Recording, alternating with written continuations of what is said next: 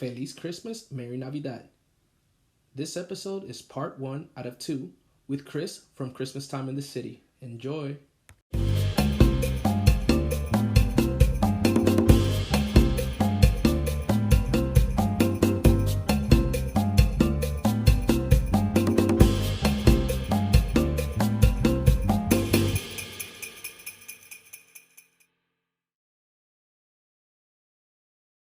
Hello, this is Manny, and you're listening to Feliz Christmas, Merry Navidad, the bilingual, multilingual Christmas podcast. And tonight with us is Chris from Christmas Time in the City. How are you, Chris? Hi, I'm doing well. Thank you for having me on your podcast. I'm a listener since the first episode. Ooh, that makes me happy. So that makes two. I listened to both so far. That's awesome. Well, we're on the third one, right? This is actually the fourth one we're recording. Where do we find you online? We are all kinds of places. We are on Facebook. We're on Twitter, but I wouldn't necessarily look on Twitter. I just don't have the time, and maybe I'm not clever enough to deal with Twitter anymore. But we are there at Xmas in City Pod. But more appropriately, you can find us on Instagram and Facebook or Christmas Time in the City podcast. We have a website, ChristmasTimeInTheCity.com, where we have all of our shows posted with notes and pictures, and we have 2 interactive maps that you can go check out and see all like the filming locations in New York City for Christmas movies and such, and also some of the more fun Christmas destinations as well, like the skating rinks in New York City or Rockefeller Center. So you can kind of take a virtual tour. If you can't actually get out here this year, you can still check out the map and kind of virtually walk around. Well, the other one was broken up. It was 2 parts, right? It's going to be a few parts with Lassa from It's a 90s Christmas podcast, because we went on for a long time. Did you do it, because there's probably a time difference, right? Did you do it early in the morning or later in the evening? Which one of you were put off the most time-wise? I did it during the day when nobody was mowing their lawns. Okay. And it was about 9 o'clock at night in Germany. Well, that's perfect for him. Great. Yep. Well, that's probably good for both of you, I suppose. Yep, it's good, but let's leave Lass out of this conversation, because towards the end of this episode, you're going to have another clip from our long conversation. So he's going to be back in the mix again. Oh, I can't wait. I'm going to fast forward through my part and just listen to that. All right, let's do that. Because I don't want to hear myself after this. I don't even edit my stuff. I have John Paul from Puerto Rico that he edits my stuff, because... Will John Paul edit our stuff? From today? Yeah. No, all of my podcasts. We could throw him under the bus and see. I have to do one tomorrow, and I maybe have an hour to do it, so hopefully I can bust it out real quick. But we'll see. That's another conversation as well. I'm not good at any of this just yet, but he's the one teaching me how to edit, not to make any sounds, how to breathe. Yeah. Little by little, we're soundproofing over here. I think the best way to kind of learn to regulate those types of things and saying ums and whatever else is to actually edit your podcast, because then you're much more aware of how many times you're saying it in a conversation. Even if I cringe every time? Oh, for sure. For sure. A lot of the things that our podcast covers, it's a lot of information. So we try to get through it as fast as we can so we can get to the more fun stuff. But a lot of times, by the time we've recorded the podcast, I've already read it 100 times. So just listening to me say it again, it's just oh my gosh, what else is this guy going to say? Well, like I told you, I'm going to try and go unscripted as much as I can. I will take notes on things to come. Mm-hmm. There's so much things to cover when it comes to Christmas, especially where I come from. So I'm going to have notes on that, but I will not be able to write anything down, because then I'll just, stop podcasting quick and then write a book. And well, Chris, tell us a little bit about your podcast, how you came to be on Christmas podcast. How did that come up?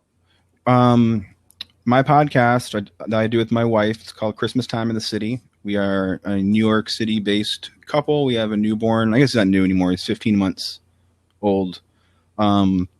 when we first had him, we had a lot of free evenings. We really couldn't do too much. So she had for the longest time wanted to do a podcast. I'm not sure what, but nothing really stuck because there's so many podcasts with just like couples talking, and it didn't seem like it had any like, I don't know, it didn't seem worth the trouble, I guess, because it wasn't a concrete idea. So we were kind of thinking about stuff, and then around the summertime, because our son was born in May, I started listening to, or going back and starting up my Christmas podcast, because I love Christmas podcasts. I love Christmas. I love everything about Christmas.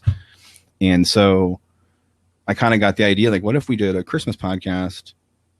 And then it's like, well, there's so many good podcasts out there. What can you contribute? What would be different that other podcasts aren't covering that you can cover?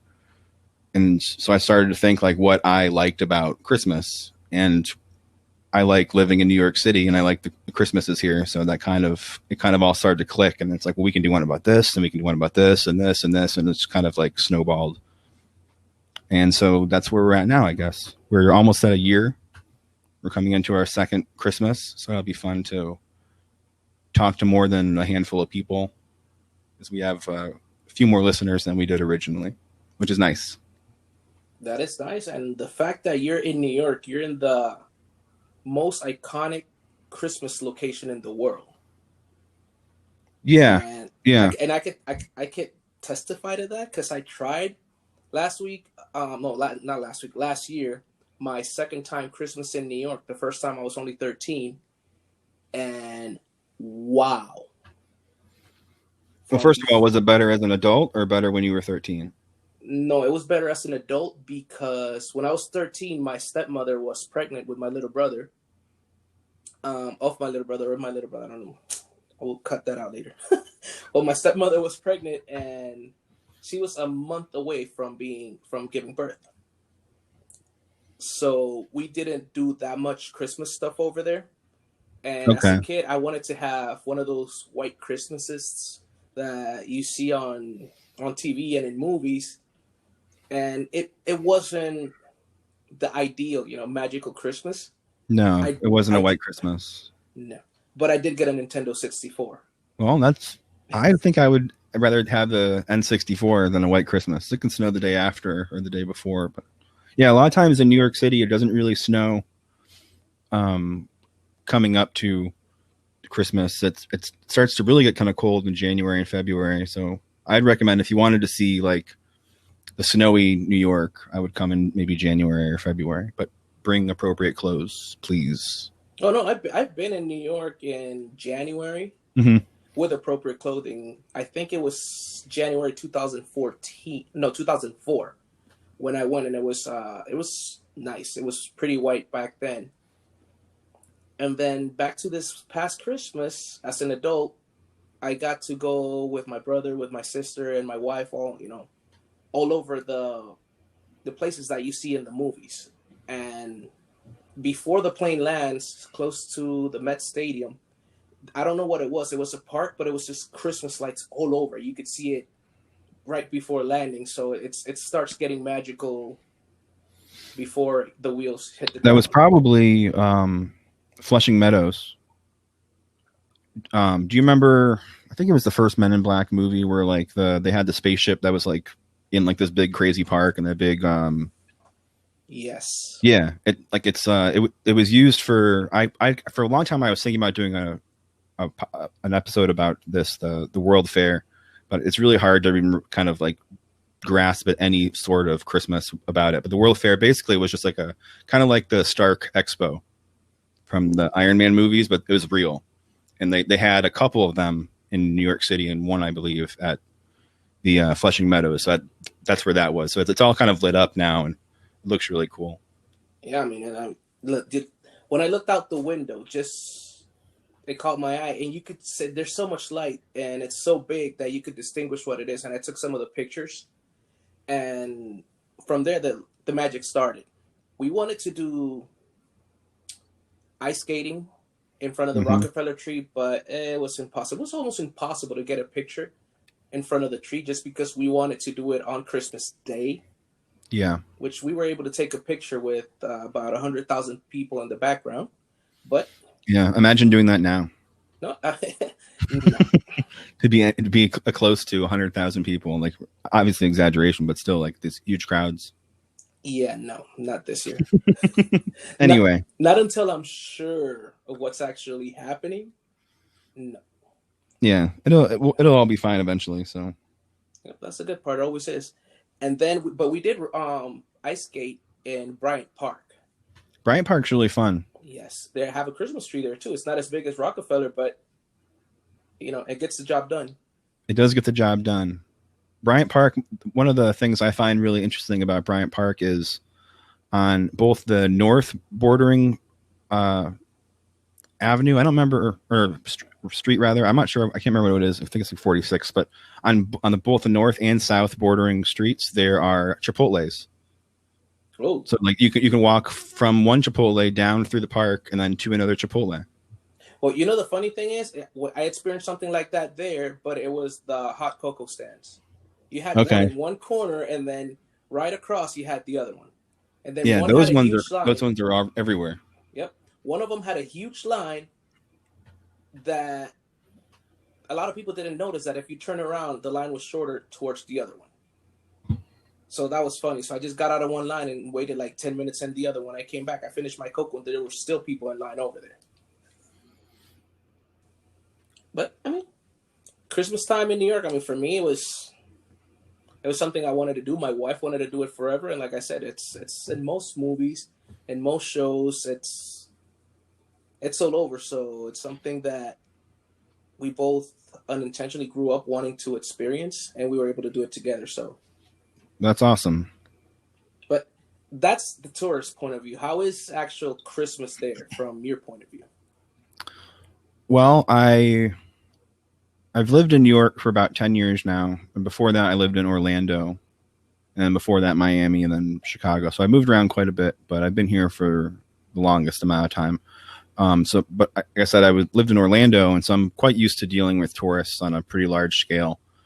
The only difference between Orlando tourists and New York City tourists is that everyone is together on usually just Manhattan, and primarily just in Midtown specifically. So you have like a ton of people all condensed together. So as long as you kind of avoid those things, unless you're looking to see like Bryant Park or see Rockefeller Center or see Times Square, most locals won't even really go around those things. So a lot of times that's not usually part of like a local's Christmas. Like when I think of Christmas, at least like around in my neighborhood, I live in Brooklyn, there's a Christmas tree, or not Christmas tree. There's a Christmas light display. Basically, it's one of those like neighborhoods where everyone just goes way over the top, and it ended up being like 6 by 6 blocks of just like the craziest lights. That's called Dyker Heights Christmas lights, and it's a really, really cool thing. And it's in Brooklyn, and that's what I think of when I think of Christmas. I think of more just kind of like people in their homes hanging out and doing fun things, as opposed to a lot of like the things you see in like movies. But not to say that those aren't important parts. Like we still love to go see the Christmas tree at Rockefeller Center, or we'll go through Central Park and walk around, or we'll go hang out and just kind of be around the New York City Christmas vibe, which is important. But I also like kind of like the more like traditional family vibe as well. Yeah, I could agree 100% on that one. I was in Brooklyn while I was there, and no, I did not see those lights. No, it's pretty far out and far out away from where tourists would probably go. But it is what it is. I mean, like there's a million things, just like where you live. Probably there's probably like a bunch of things that you'd rather show people, but they may or may not go see those things. They'll probably only hit like one or two. But there's other visits and other times you can come and kind of expand and do other stuff, which is nice, I suppose. But yep. Yeah. Well, my brother and my sister agreed to go with me because they're from Brooklyn, and they enjoyed it as much as we did, just because what you just said. It's not something that somebody that lives there would do around that time. So a lot of the things that I did with my brother were new to him, and he's been living there 21 years. So. Mm-hmm. That happens a lot. Like a lot of things you don't necessarily have any reason to go do until someone comes to visit, and then you kind of like get roped into it, and you're like, oh man, like I have no desire to see the Rockettes ever, But my wife's family loves when they come to visit. Every single year they'll go and see the Rockettes, and the story doesn't change that much. It's all basically the same thing. They kick real high, and then they all fall down and come back up, and whatever. It's all. They work very hard, and good for them. But it's really boring. But I got roped in one year to going, and like as soon as it starts, like the music starts playing, and you're like, okay, and you start like tapping your feet a little bit, like, all right, this isn't too bad, I guess, and like. You see like the lights come on. You're like, all right, this kind of feels like Christmas. And halfway through, you're just like totally rooting for these women just to dance. And like, yes, this is great. Merry Christmas to everyone. And people are hushing you and making you sit down. Oh, maybe they're the ones that should hush and sit down. Yeah, I paid good money for these seats. I'm going to stand up if I want to and yell at these dancers. Yeah. See, now that's a good point. Now I want to go see to experience that part, not the sitting down and hush part. That's not me. I'm Puerto Rican. Why would I want to sit down and hush? So, I mean, you lived in Orlando and Miami. I had the same trajectory. I was in Miami from 2003. I lived 2 years in Orlando. I do go to Orlando mostly every month, except, after current events, I haven't been there since February. Okay. But yeah, I mean, and I experienced Christmas in both places, but yes, let me tell you, like my visit to New York, it did feel like Christmas.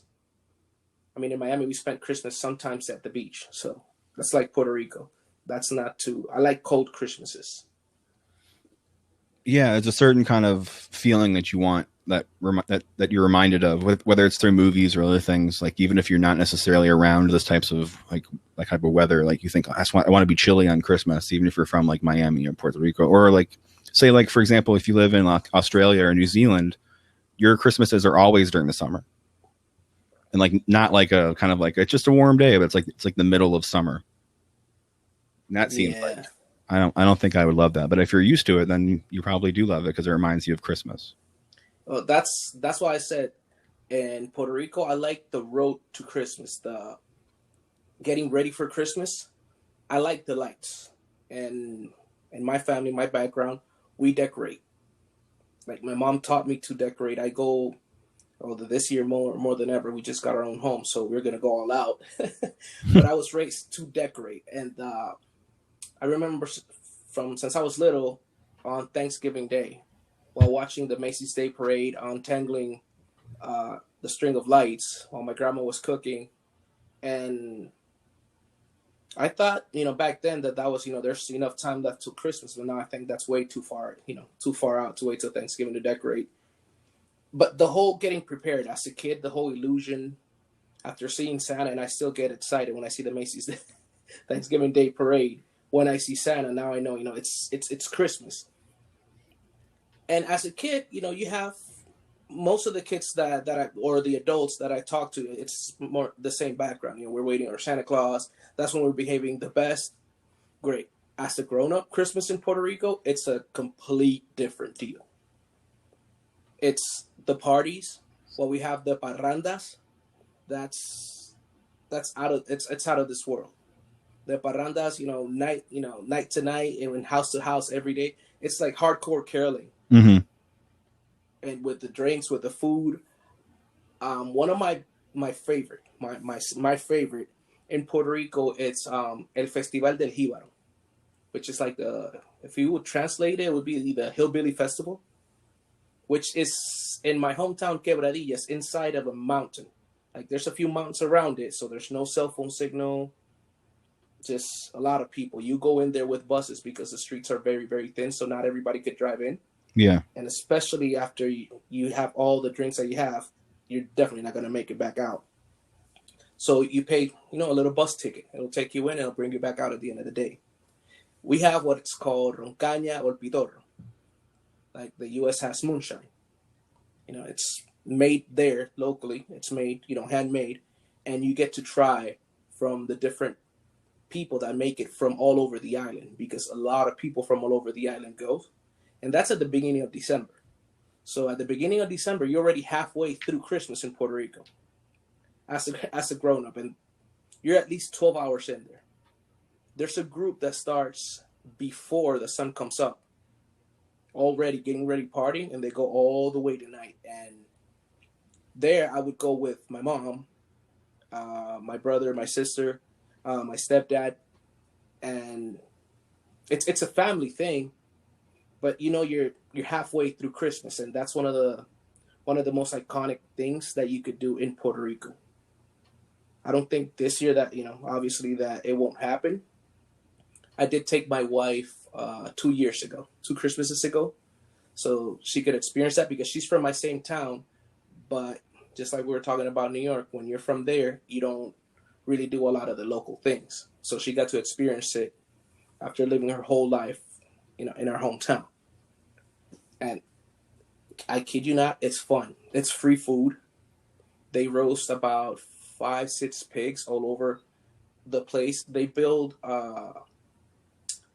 old school Puerto Rican style houses that you could just chill in because it either rains or it's really sunny. So you're over there to bring it's live music the whole time. And one of the parts you have a DJ with more modern music, but it's usually typical Puerto Rican or the trios or typical Puerto Rican bomba y plena, and everybody plays their instruments live. Like for example, I would carry my pleneros and then just bang them around to the tune of the music, and in that specific festival. And I don't know if you already fell asleep or not, but I'm still here. that marked me since the first time I went, because I never went when I lived in Puerto Rico, but then when I went back from living in the States, I started enjoying that first or second week of December. And well, I mean, like I said, it's halfway through Christmas, and then our parrandas from day to day. Before growing up, there were more lights, like these whole long decorated streets, these neighborhoods that you would drive just to go see them. That's not happening that much anymore, though. And that's one of the reasons why I want to have a Christmas more over here in the mainland, because even if I don't, the place that I live, there's not that much of a Christmas spirit. There's always a city that you could drive to. Sure. That sounds nice. It's cold. So yeah, in Puerto Rico, the best part is getting ready for Christmas. Obviously, Christmas with your family, it's tradition, the gifts and everything is awesome. And then post-Christmas, after January 6th, there's 8 days of nonstop partying. Okay. Yeah, I mean, you gotta be built for that stuff, and I did enjoy it. I would do it over and over and over again every year, but I'm getting older, so I don't think I'll last that much.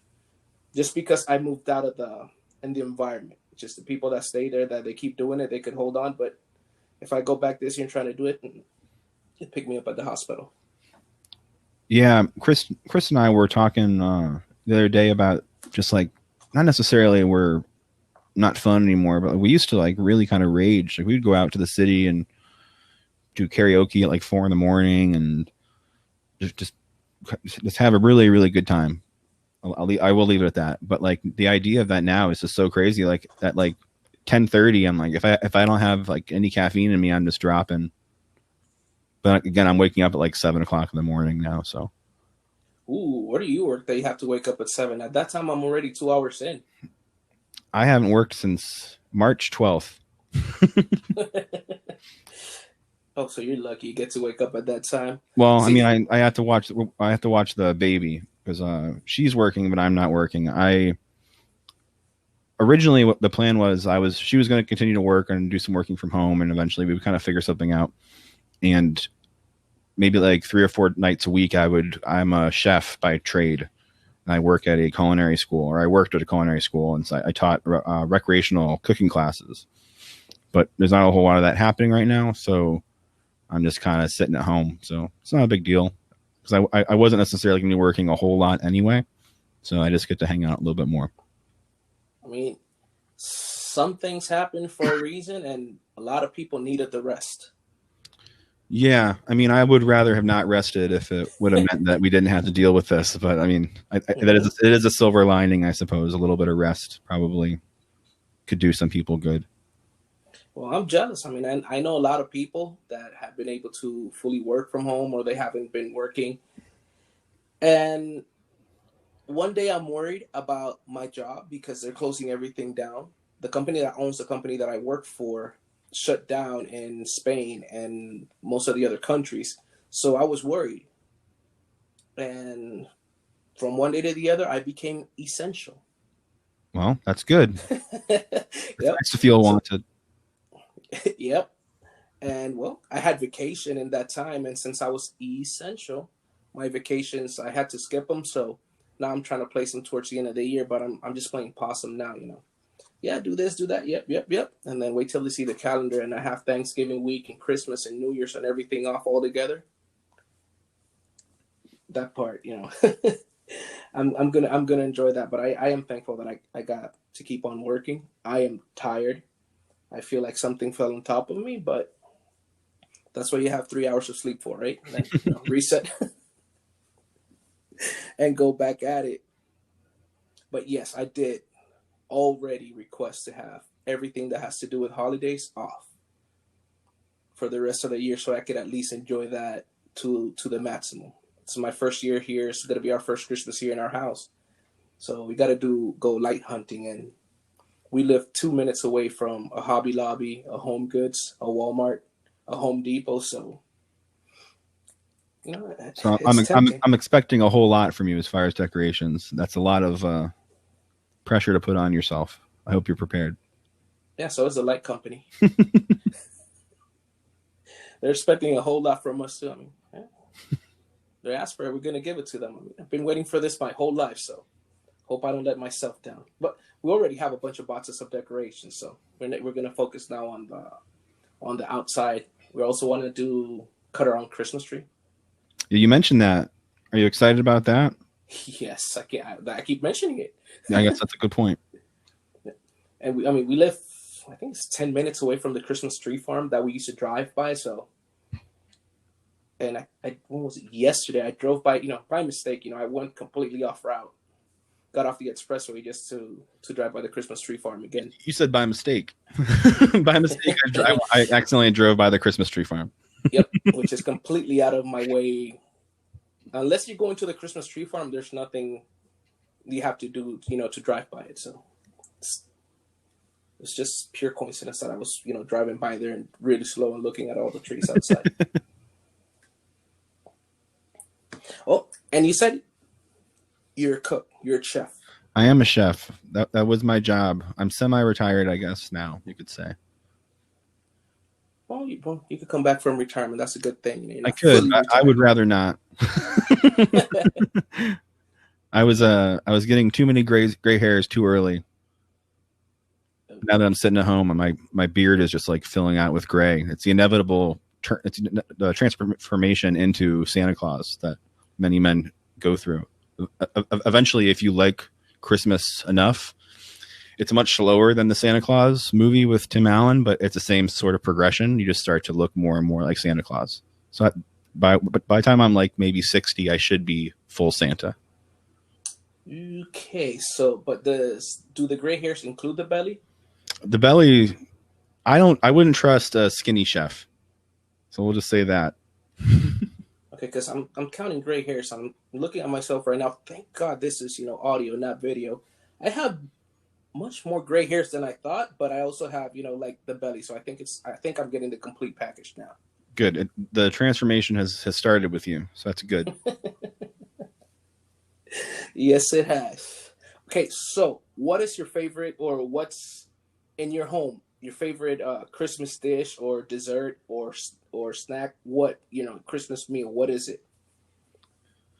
Well, I guess I like the idea of like the Christmas meal in general. Usually we'll do a turkey. I like to do a turkey, which means that we usually, for the sake of having something different, we'll have like a roasted pork for Thanksgiving, which is a little bit off than what you're supposed to do, I guess. But I don't want to have like 2 turkeys within like a month. It seems like a lot of turkey. So I like to do like a roast turkey. We'll do. It's kind of like just standard stuff. I think like I like a lot of like roast vegetables and potatoes and root vegetables and stuff. And there's always like the fun casseroles that you kind of see that from like the 1950s and 60s, where like every ingredient is from a can. you know. Like those are kind of fun and nostalgic, so I like those types of things, I think. That's good. And for example, my background, you have that turkey and Thanksgiving, but we also have the pernil, which is pork leg, like the pork leg. Mm-hmm.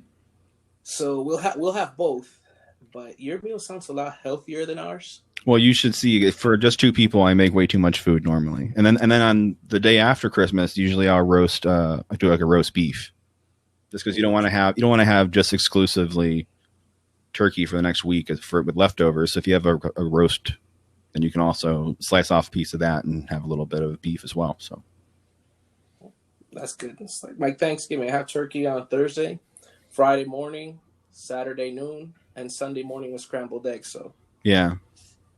It can, like, the leftovers can definitely kind of pile up, and then you get like almost to like New Year's Eve or something, like we're still eating Christmas food. The funny thing is, when it's Thanksgiving or Christmas, it's not like you could take the leftovers to work, because if it's like last year and this year, you don't go back to work for a few days after that. Yeah. So you're eating the whole end of the weekend. So you have a lot of like I said, it sounds healthier than ours. We have pasteles, arroz con gandula. We have our either macaroni salad or potato salad. Let me see what else. Obviously, our pernil or lechon. The pernil would be just the leg. The lechon would be just rotisserie, outside made, but then again, that's a Christmas party, because one of those would feed a lot of people. We have our fried, our fried appetizers, which, I mean, if it isn't fried, it doesn't taste that good, But I mean, and I defend myself in the kitchen. It's in my bloodline from my father's side. It comes down from my grandpa, so anything I try to cook, I make it happen. On Thanksgiving, I'm the one that makes the turkey. My wife's family didn't have much faith in me, but then we got hit by Hurricane Maria, so I was the only one with power and the stove working. So they had no choice but to have you cook. Yes, so I had to. That Thanksgiving, we started out with 2 turkeys in my apartment. Okay. And then, the next year, it wasn't even a question anymore. You're cooking. Like, we were making the turkey again. And this past Thanksgiving here, I mean, I don't have family here in Georgia where I'm at right now, but I do have I have friends. And I told them about my turkey, but then again, people don't trust me when I say it. I don't know. I think there's something in my face that it says, he doesn't know how to cook. But then again, I ended up with a turkey, and I think this year, first I volunteered just, to show off, and then, I get stuck with the title. Yeah. That's why usually I'll volunteer to do the dishes, but I'll do them really poorly. So then people just assume, oh, don't let Chris do the dishes because he's so bad at doing the dishes. So then I don't have to do the dishes anymore. So that's a little pro tip. Well, I used to do that in my house because my mom, she would usually say, get out of the way, let me do it. But I had to sit there and just watch her do it, like plate by plate, and she's telling me how to scrub and how much soap and how much water. So when it was my turn to do the dishes, I'd just rather get it out of the way, because then I had to see her scrub the same plate for about 15 minutes. And if it's, all the dishes, then I'd be there for a few hours as a punishment for not doing them right. So karma.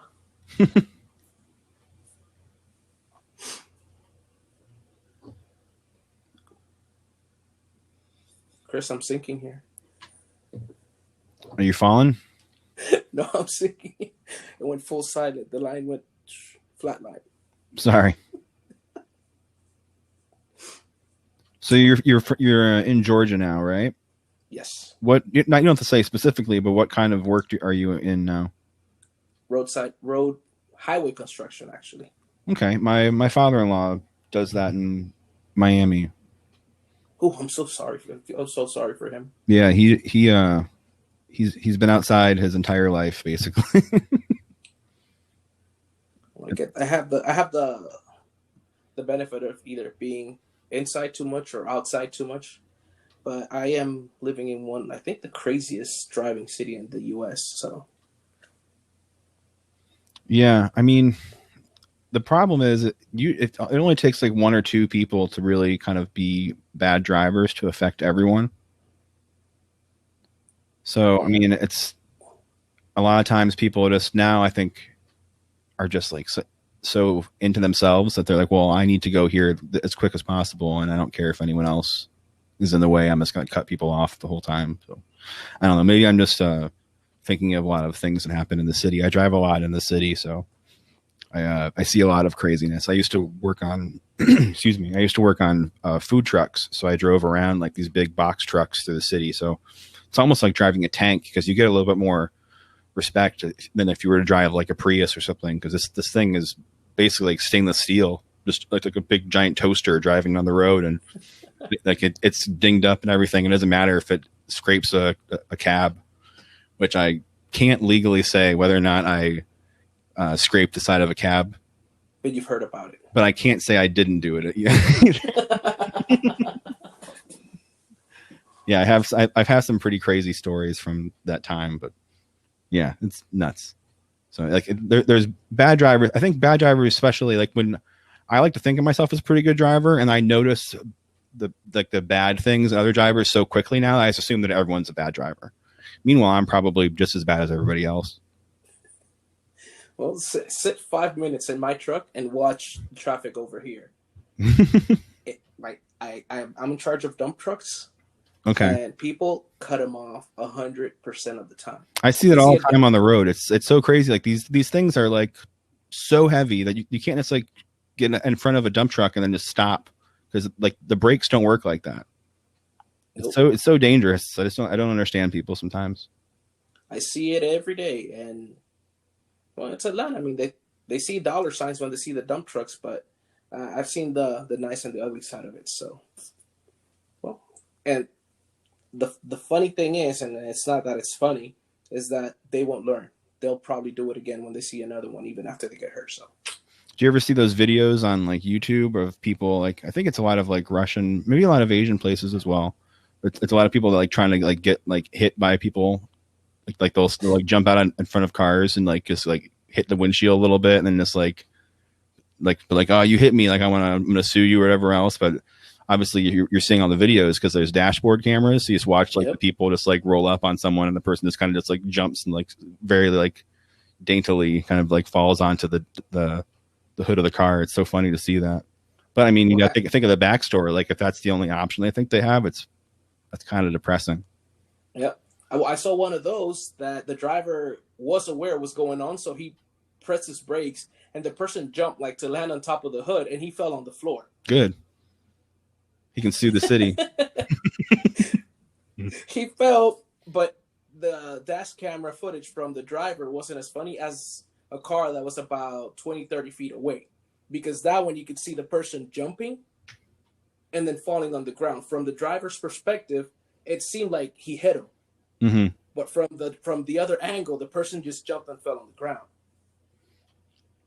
Those dash cams are important. We got hit when she was pretty pregnant, but not like super pregnant. We were going to IKEA to go look at like nursery furniture, and someone like came in front of us and swiped our car, and we pull over and the lady starts yelling that we like scratched her new car. We're like, you 100% cut us off. Like you weren't even in a turn lane, and she's made a right turn in front of us. And we had the dash cam, so Chris was driving, so she got out and talked to the lady, and then the police came, and I just was on my phone connecting to the dash cam and just like downloading the video. So by the time we got it all cleared up, we went over to IKEA and I uploaded the video into the insurance app on my phone. And within like 20 minutes, they're like, all right, we're processing it. So we ended up getting like $1,000 and never fixed the car. So that little scratch on it, it's a Jeep. So I figure it kind of makes it look like kind of worn in, which is kind of a fun thing. So it was a free $1,000 for the baby, we thought. Ooh. Now, there's something funny about this. This whole path has nothing to do with Christmas until now. My first day of Christmas vacation last year, I worked with several Puerto Ricans, which is very weird if you're not in New York, Orlando, or Chicago, to have so many Puerto Ricans like I work with right now. And some of them knew each other from before. I didn't know that I worked with them in my past project. So it's his daughter's birthday, right? Like the week before Christmas. It's a Friday, and he wants to surprise her. So he asked us if we could play instruments like a parranda to take it to her birthday. And I talked to my friend, which he's also a podcaster, Un Jíbaro in USA, and Cigarrican. It's about things from Puerto Rico, and also he's a cigar aficionado. And I'm mentioning this because this will force him to come on the podcast too and tell his view of the story. So we're outside rehearsing before we go into the house. And this kid, I think he was about 16, 17 years old, he asked somebody to move their little car out of the way, but it wasn't a little car, it's a big car. He has some weird attitude. He pulls off from the driveway and hits my car. I go crazy yelling at him to stop. So he goes forward, and then he goes back again, and he hits my car again. Oh, man. So I'm furious.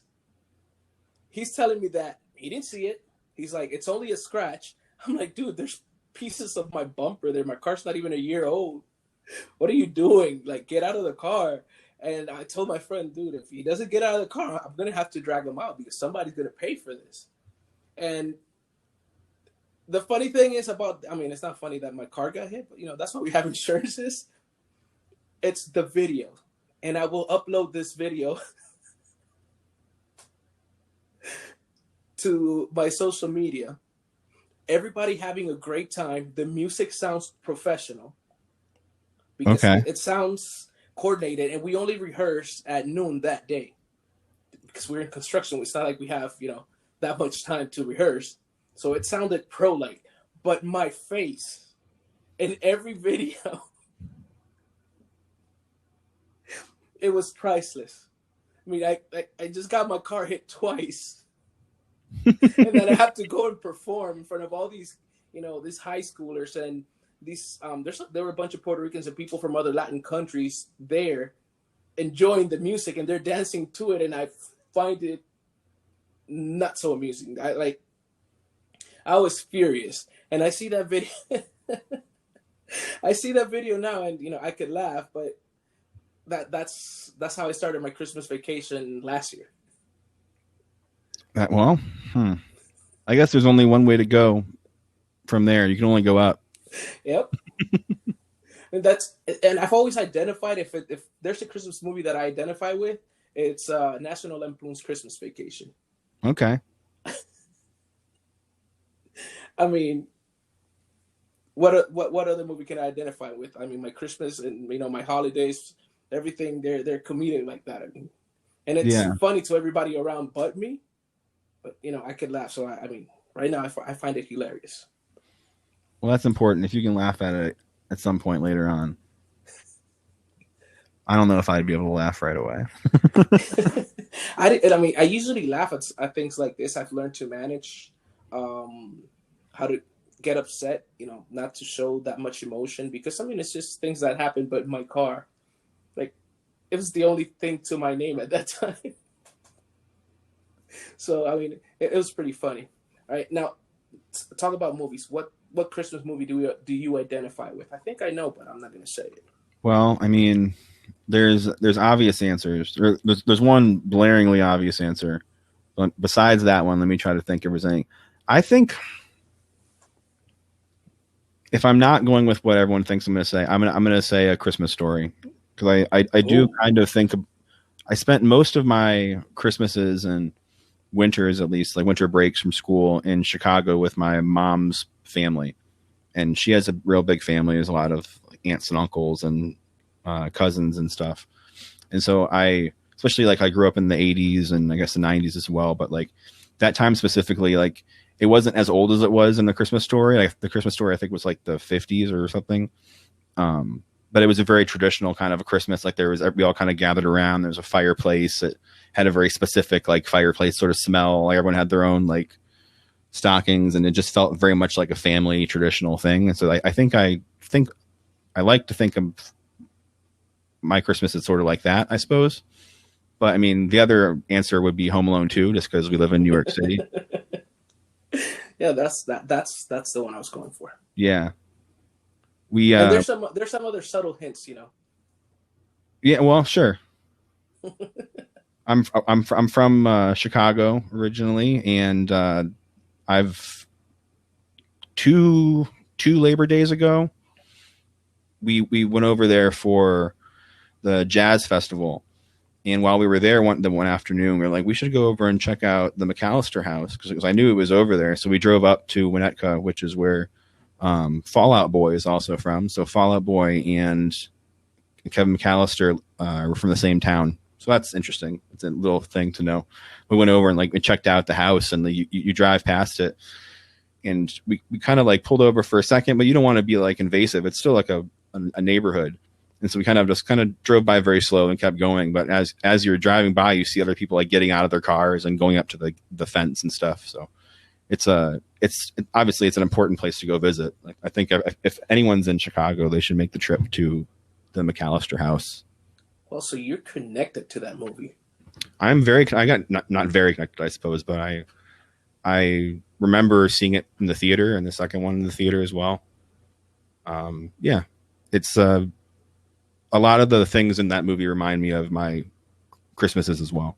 More so Home Alone 1 than Home Alone 2. Although it is funny to think about now. My wife and I's families, a lot of them still live in Miami. And one of the conversations that we had, they're like, oh, you should come down to spend Christmas down here with us, especially now that we have a baby. And it's like, that's exactly what happened in Home Alone 2. And that family was totally miserable. So you see like Kevin eating ice cream at the Plaza Hotel in New York City, having the best time. And then you see everyone else in Miami having a horrible time in the rain. That's almost exactly Christmas trees in Florida. Yeah, well, there's Christmas like palm trees. Yep. It's easier to put the lights up on a palm tree because it's just like a big cylinder the whole way up. Well, that's what we do in Puerto Rico. I kid you not. Well, I mean, you work with what you have, you know? Oh, you know, in fact, before I moved over here, I did decorate my palm tree. Oh, I'm going to look for those pictures. Yes, I did decorate my palm tree before I moved here. I never realized it. Tropical Christmas. But you're both connected to the Home Alone movies. Chicago, New York, Florida. Yeah. We're totally, I'm so engulfed in it, I might as well be in the movie. We actually did an episode last year where we broke down, I don't remember any of the details specifically now because it was a lot of math and a lot of like Google Maps calculations, but I figured out how much running and how much walking Kevin did in Home Alone 2. I think it was something like 12 miles he walked in one night, which is, I don't know if you've ever walked 12 miles, but it's difficult to do in one night, especially when you're a child running for your life. I think I walked 12 miles in a month. No, I'm kidding. When I was in New York, 2016, I had a fractured knee, but they kept my brace at the airport. So I just had like a rubber brace on it. I did 14 miles with my little brother, just hunting Pokemon in Central Park. Well, with a fractured knee. So it's funny, like the Pokemon thing. I remember when they first came out, and I feel like I was just like too old to like be like, oh, I'm not gonna do the cards. And then when the Pokemon thing came out for the video game, it's like same sort of thing. It's like I was too old for Pokemon twice now. It feels like. So whatever happens next, I'm probably just gonna miss that, and then not gonna want to play that version of Pokemon. It's just not in the cards for me. Well, I'm one of the third oldest cousin, the oldest brother. So I gotta, I have to have or share time or spend time, or I can't find the word English or Spanish or any other language that I might know, but just embrace the time that I have with, or that my baby brother, he's almost 22 now. So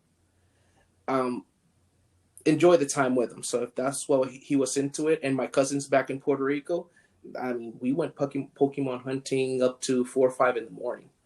We drove all over Puerto Rico, and then when I went to New York, we went all over looking for Pokemon. So there's a church across the street from my apartment that there's always people, like in any time of day, more or less. There's always at least one person there. Like, I guess it's like a gym or like a fighting. I have no idea, but it's like there's always people there playing Pokemon. Yeah, for some reason, all the churches are either a Pokestop or a gym. I think they did it on purpose. I think I don't know if I remember the article, but I think that they made a lot of churches into like those things to kind of lure people in. Not lure seems like a bad word, but like, like, hey, while you're here, why don't you sit down and have a conversation with the Lord? I mean, they did with all the churches, because I remember passing by even close ones or places that there used to be a church there, and it was a Pokestop. Mm-hmm. But, now I'm grown up in that part. I mean, the only thing I'm not playing is Pokemon, because I'm still playing with everything Mario. So, yeah, I offloaded that off my phone. It's still there, but it's offloaded. So, I mean, it doesn't give me notifications or anything. But it was healthy. I mean, you get to walk a bunch of miles without noticing, because you're just looking at a screen looking for, It definitely seems like it'd be the future of what like gaming is. Like, it's just making it more, like making you more part of the game, whether you're out there in the world and interacting with the game, or whether you're in like an enclosed like virtual reality setting and being more active with it. But that seems like the progression. They try to do a Harry Potter one. Even though I love Harry Potter, I hate that game. A lot of those things just seem like way too complicated. And then you get into it and then it's like, well, what am I wasting all this time for? There's no like cash out. Like if you go to like a casino or something, eventually you can be all right, I feel like I've done enough. Let me cash out. And like, I invested all this time and money, but these games, like, it's like, oh man, like I played, Angry Birds for a whole long time. And I played like the Fallout Shelter game on my phone for a long time. And eventually you get to the point where it's like, what am I doing this for anymore? Like there's no incentive to like continue on. Then you realize, oh, it's just like a machine. Like they just keep pumping you in. Like they'll show an ad every once in a while, but it's like, I don't need that. I played Doodle Jump. Did you get to play that one? I did play. I played most games. I had anywhere on my commutes between like maybe like 20 minutes and an hour and a half sometimes on the subway. So I would always be like kind of finding which games work best. And it got to the point where I stopped playing games and just started taking pictures of people on the subway, kind of like very discreetly, and then I would like draw on them on like Snapchat or like on Instagram. I still have it, but it's a private account now. But where I just like took pictures of people and made it look like they were thinking about nachos or just like saying some silly thing or whatever, just to kind of pass the time more than anything else. You were probably right most of the time when they're thinking about nachos. Oh yeah. Well, I'm usually thinking about nachos. See. All right, Chris, where do we find you online? We are all kinds of places. We are on Facebook. We're on Twitter, but I wouldn't necessarily look on Twitter. I just don't have the time, and maybe I'm not clever enough to deal with Twitter anymore. But we are there at Xmas and City Pod. But more appropriately, you can find us on Instagram and Facebook or Christmas Time in the City podcast. We have a website, ChristmasTimeInTheCity.com, where we have all of our shows posted with notes and pictures, and we have 2 interactive maps that you can go check out and see all like the filming locations in New York City for Christmas movies and such, and also some of the more fun Christmas destinations as well, like the skating rinks in New York City or Rockefeller Center. So you can kind of like take a virtual tour. If you can't actually get out here this year, you can still check out the map and kind of virtually walk around. Hello again, everyone. Don't forget, if you want to keep in touch with us and keep up with everything that's going on Feliz Christmas, Merry Navidad podcast, you can find us all over social media on Facebook, Instagram, and Twitter at FCMN Podcast. FCMN Podcast. Feliz Christmas, Merry Navidad.